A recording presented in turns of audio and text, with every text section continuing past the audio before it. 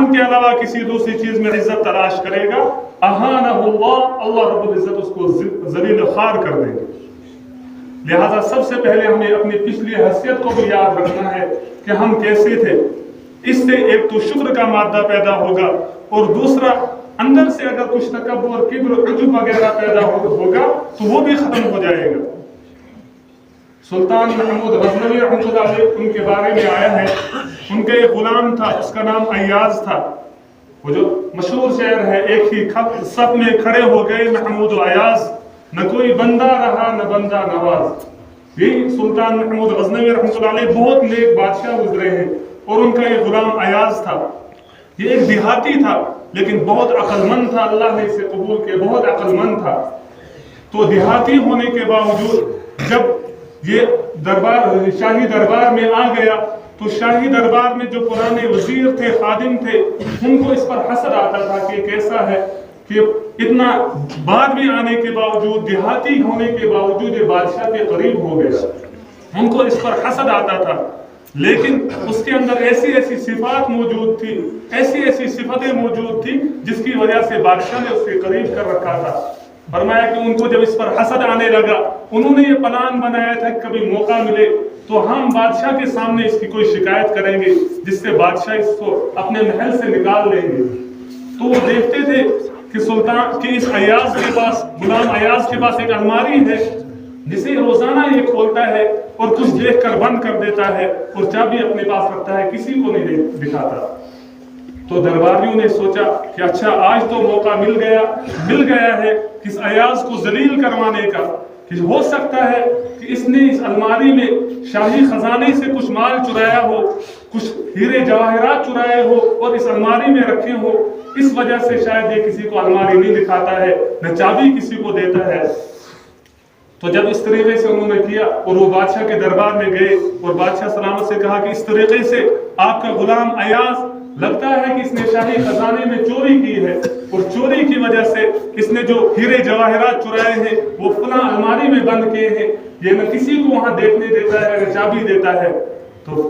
سلطان محمود غزنوی رحمۃ اللہ علیہ نے ایاز کو دربار میں بلایا کہ ایاز کیا بات ہے،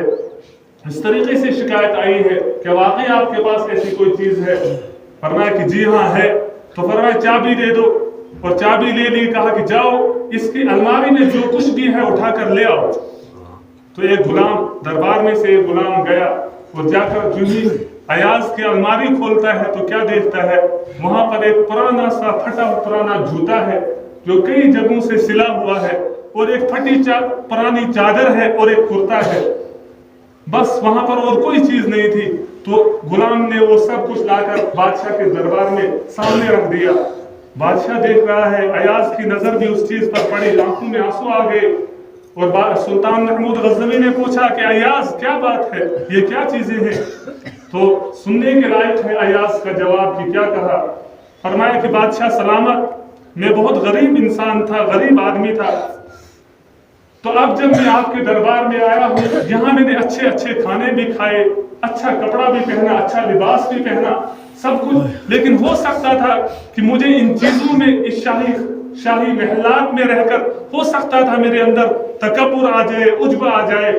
لہٰذا میں نے اپنی یہ چیزیں اس الماری میں رکھ لی تھی کہ جب میں شروع میں اس دربار میں آیا تھا تو میری یہ حالت تھی، یہی پرانا پھٹا پرانا جوتا ساتھ تھا، پھٹی پرانی چادر ساتھ تھی اور ایک کرتا ساتھ تھا۔ روزانہ جب میرے دل میں یہ خیال آتا ہے، جا کر صبح جاتا ہوں، الماری کو کھولتا ہوں، الماری پر نظر پڑتی ہے، اور پھر اپنے آپ کو کہتا ہوں ایاز کبھی تکبر مت کرنا، اپنی حیثیت کو کبھی مت بھولنا، دیکھ تیری حیثیت کیا تھی، جب تو دربار میں آیا تھا تو یہ پرانا پھٹا پرانا جوتا تھا، یہ پرانی چادر تھی، یہ پرانا کرتا تھا، اور پھر اپنے آپ کو نصیحت کرتا تھا، خبردار ایاز، جس بادشاہ نے تجھے اس ذلت سے اٹھا کر یہاں پر پہنچایا، خبردار اس سے بے وفائی مت کرنا اور کبھی تکبر مت کرنا۔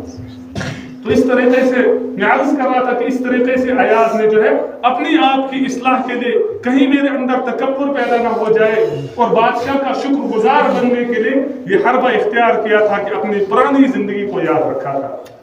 ایسے ہی مجھے اور آپ کو بھی یاد رکھنا ہے کہ قرآن کے ساتھ جڑنے سے پہلے ہم کس ذلت اور خوار میں تھے اور قرآن نے ہمیں کہاں پر پہنچایا، لیکن افسوس سر افسوس آج ہم ہی कुरान से गाफिल हैं। मैंने आयत करीमा पढ़ी थी, वक़ाल रसूल या रब्बी इन्न कौमी इत्तख़ज़ू हाज़ल कुरआन महजूरा। कल क़यामत के दिन अल्लाह के दरबार में नबी रहमत सल्लल्लाहु अलैहि वसल्लम उम्मत के हक में सिफारिश भी करेंगे, कोई शिकायत नहीं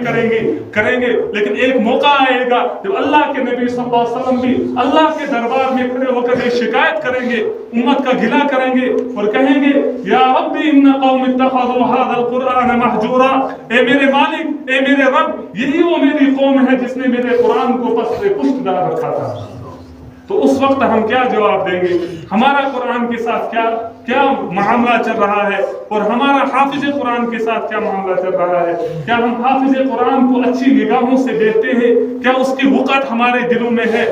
हालांकि अल्लाह के नबी सल्लल्लाहु अलैहि वसल्लम ने इरशाद फरमाया, मन क़रअल कुरआन व अमिला बिमा फीही, जिसने कुरान करीम पढ़ा और उस पर अमल किया, उल्बिसा वालिदाहु ताजन यौमल क़ियामा, उसके वालिदैन को क़यामत के दिन ऐसा ताज पहनाया जाएगा, ज़ौहु अहसन मिन ज़ौइ शम्स, जिसकी रोशनी आसमान सूरज की रोशनी से भी ज्यादा होगी,